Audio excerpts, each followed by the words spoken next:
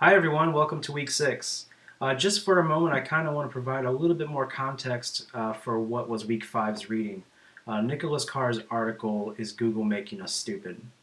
This article is actually not explicitly, you probably noticed this, it's not explicitly tied to technical writing. However, the ideas within it are kind of important because what Nicholas Carr is saying is that as our readership changes, as the ways in which we are literate and understand the world change because of the technologies we use, and whether that's true or not is kind of interesting to think about. But if it is true, we as writers need to learn to adapt with that and learn to still craft text and documents that serve a specific kind of readership. Now, whether that readership be more illiterate or more literate or whatever, and a lot of you argued some very, very good points in the discussion board, that's to be determined. However, just to understand the reality is important itself. In fact, Nicholas Carr's argument is not new. It's been being made for hundreds of years.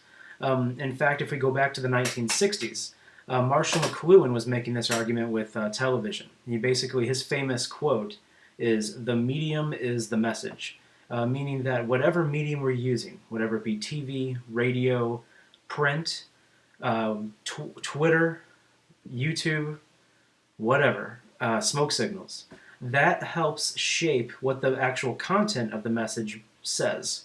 So whether that means if you read a text, you might read it differently because of the technology or the medium as opposed to if it was printed on a piece of paper. What he was picking on, what Marshall McLuhan was picking on was Sesame Street. Sesame Street, when he was crafting this argument, was pretty new back then. And if you think about how Sesame Street is organized and how it's made into 2-minute segments. And that was pretty new at that time. So you had, for 2 minutes, you're going to learn about the letter A. And for 2 more minutes, you're going to learn about the number 4, the letter blue, a square, etc. And all of these things... what McLuhan was saying was fragmenting the ways in which we think. And that sounds familiar, right? Because that's essentially what Nicholas Carr is saying that the internet is doing to us. However, if we fast forward to the 80s, there was another argument, kind of along the same lines. Neil Postman published a book called Amusing Ourselves to Death. I think I posted a comic about that actually had information from the opening chapter of that book.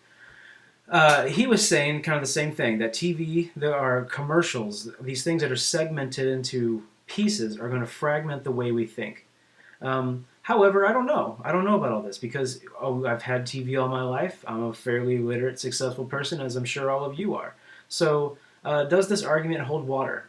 I don't know. But if we go back even further, anytime there's a new technology introduced, these determinists come out. They say it's going to turn us all into dribbling, drooling cavemen. So we go back even to the phonograph, the very first record player. And there was an argument basically it wasn't really an argument, but what people said is the first time they heard a dead person's voice on a record, they freaked out because you don't hear dead people talk. It kind of falls in line with a theory that a man named William Ogburn in the 1920s formulated. And the theory is called cultural lag. With cultural lag, what that really means is that whenever a new technology is developed, it changes the way our society operates. However, we don't really know in what ways those changes are, or what those changes are, and how they're going to affect us. So there's a period of lag from the time the technology is introduced to the time we learn how to use it, where we mess up a whole bunch and we don't know what's going on. So a perfect example of this is actually roads. The development of highways and the development of the technology within cars. There was a period of time when cars as a technology were rapidly developing. Cars could go faster. And roads, meanwhile, which is a slow developing technology, were not actually developing. So for a period of time, there were lots of car crashes. Roads, when cars were slower, were a lot windier, a lot curvier. As people were driving faster cars, they didn't understand they needed to slam on their brakes, not slam, but step on their brakes, take the curves more slowly, and as a result, there was a lag, and people were crashing their cars.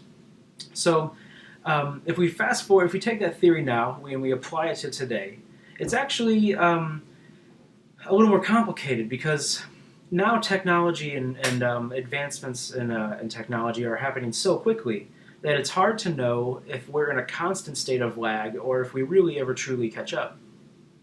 It's interesting to think about. However, from a writing perspective, this still affects us.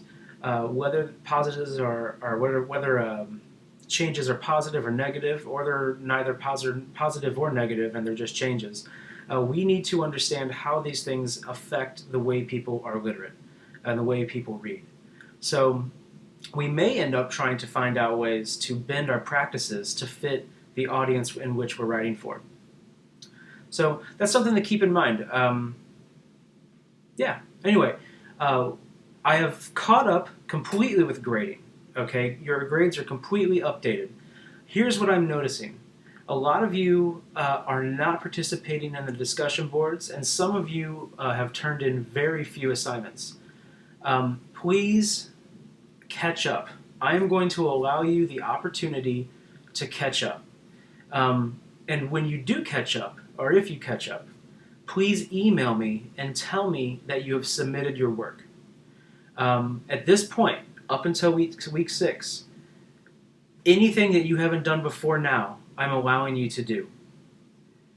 After this week, you won't get any more time.